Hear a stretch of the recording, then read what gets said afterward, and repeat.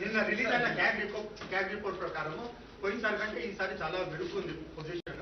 దాదాపు 7% వృద్ధి ఉన్నది. అంటే ఈ కండిషన్ లో మీరు ఏమన్నా ఈ బకాయిలు ఏవైతే ఉన్నాయో అవన్నీ కనీసం ఇప్పుడైనా చెల్లిస్తారా? ఏం బకాయి? నీకేం బకాయి ఉంది రాహుల్? 35,000 కోట్లు. ఎవరికి? డిస్కమ్లకు చేద్దాం. 35,000 కోట్లు. నేను ముందే చెప్పిన ఆదాయం పెంచుతాం, పేదలకు పంచుతామని. వారు చెయ్యండి, మేం చేసింది సన్నబియ్యం 200 యూనిట్లు ఉచితం, 21,000 కోట్ల రూపాయల రైతు రుణమాఫీ, 9,000 కోట్ల రూపాయలు 9 రోజుల్లో రైతు భరోసా, 22,500 కోట్ల రూపాయలు 4,50,000 ఇందిరమ్మ ఇండ్లు. ఇట్లా చంద్రశేఖరరావు గారు చెయ్యని చాలా పనులను ఈరోజు మేము చేసినాము. ఈ ఆదాయాన్ని పెంచుకుంటూనే దుబారాను తగ్గించుకుంటూనే ఈరోజు ఈ పథకాలన్నిటిని కూడా అమలు చేస్తున్నాము.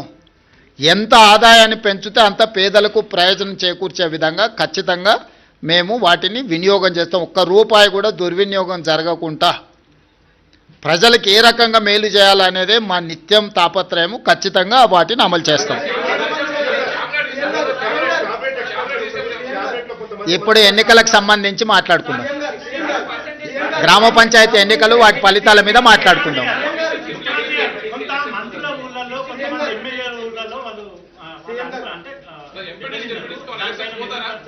ఇప్పుడు గజ్వేల్ల కేసీఆరే దెబ్బతిని ఓడిపోయి అక్కడ ఉన్నాడు. ప్రధాన ప్రతిపక్ష నాయకుడే ఓటమి చెందేండు. మెజారిటీ సీట్లు కాంగ్రెస్కి వచ్చినాయి. గ్రామాల ఎన్నికలు గ్రామ పరిస్థితులను బట్టి జరుగుతాయి.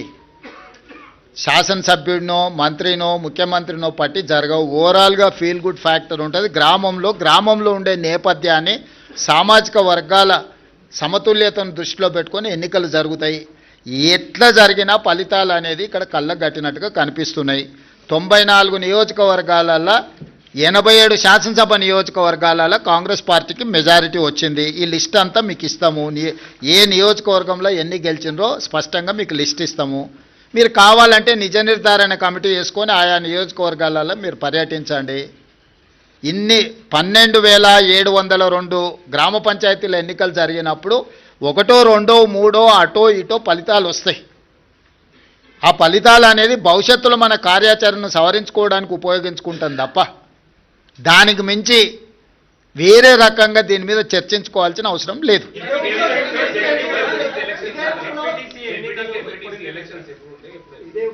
తొందరలోనే శాసనసభ పెట్టి చర్చ చేసి అందరి అభిప్రాయం తీసుకుంటాం ఎట్లా ముందుకెళ్దాం అనేది. ప్రతిపక్షాలకు కూడా అవకాశం ఇస్తాం. ఆ ఎన్నికల్ని ఎంపీటీసీ, జడ్పీటీసీ, మున్సిపల్